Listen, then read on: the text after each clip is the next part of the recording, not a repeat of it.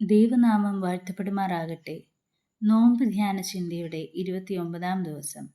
അല്പനേരത്തെ ധ്യാനത്തിനായി തിരഞ്ഞെടുത്തിരിക്കുന്ന വേദഭാഗം വിശുദ്ധ ലൂക്കോസ് എഴുതിയ സുവിശേഷം 13-ാം അധ്യായം 10 മുതൽ 17 വരെയുള്ള വാക്യങ്ങൾ.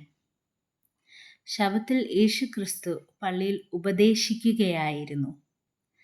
ആ ഉപദേശം കേൾക്കാൻ ധാരാളം ജനങ്ങൾ കൂടിയിരുന്നിടത്തേക്ക് ഊരും പേരുമില്ലാത്ത കൂനി എന്ന ബൈബിളിൽ രേഖപ്പെടുത്തിയിരിക്കുന്ന സ്ത്രീ ഇതാ കയറി വരുന്നു.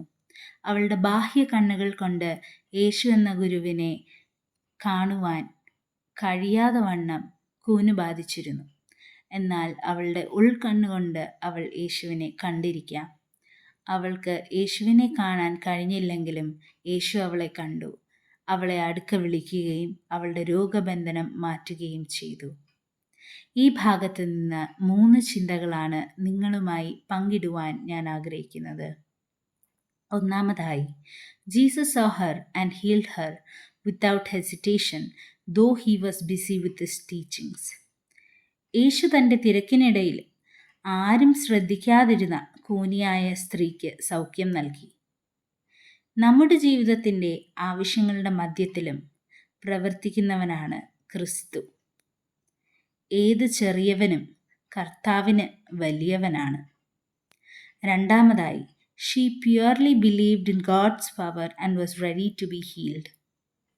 യേശു തന്നെ കാണുമെന്നും സൗഖ്യം നൽകുമെന്നും വിശ്വസിച്ച് തന്നെയാണ് കൂനിയായ സ്ത്രീ ദേവാലയത്തിലെത്തിയത്.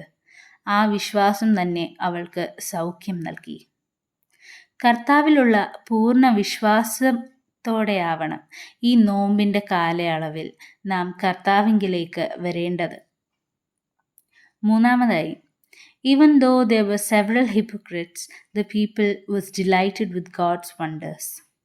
പള്ളിപ്രമാണിയും കപടഭക്തിക്കാരായ പരീശന്മാരും വിരോധികളും ശബ്ബത്തിനെ ലംഘിച്ചുകൊണ്ട് യേശു സൗഖ്യം നൽകി എന്ന് കുറ്റപ്പെടുത്തുമ്പോൾ 17-ാം വാക്യം പറയുന്നു, യേശു ചെയ്ത സകല മഹിമകളാലും പുരുഷാരമൊക്കെയും സന്തോഷിച്ചു എന്ന്. മനുഷ്യത്വത്തിന് ഏറ്റവും പ്രാധാന്യം നൽകുന്ന കർത്താവിനെയാണ് ഈ വേദഭാഗത്ത് നമുക്ക് കാണുവാനായി സാധിക്കുന്നത്. ഈ സംഭവത്തിൻ്റെ അവസാനത്തിൽ നാം കാണുന്നത് കൂനി എന്ന പേരുള്ളവളെ അബ്രഹാമിൻ്റെ മകളാക്കി കർത്താവ് തീർത്തു എന്നുള്ളതാണ്. ഈ നോമ്പിൻ്റെ കാലയളവിൽ നമുക്ക് കൂടുതൽ സഹജീവികളോട് കരുതലും സ്നേഹവും ഉള്ളവരാകുവാൻ ദൈവം നമ്മളെ സഹായിക്കട്ടെ. നമുക്ക് പ്രാർത്ഥിക്കാം. ഞങ്ങളെ എപ്പോഴും കാണുകയും അറിയുകയും ചെയ്യുന്ന ദൈവമേ, അങ്ങേക്ക് സ്തോത്രം. ഞങ്ങളെപ്പോഴും സഹായിക്കുന്ന ദൈവമേ, അങ്ങേക്ക് നന്ദി. അങ്ങേപ്പോലെ മറ്റുള്ളവരോട് സ്നേഹപൂർവ്വം ജീവിപ്പാനും ദൈവരാജ്യത്തിന് പ്രവർത്തിപ്പാനും ഞങ്ങളെ സഹായിക്കണമേ. ആമീൻ.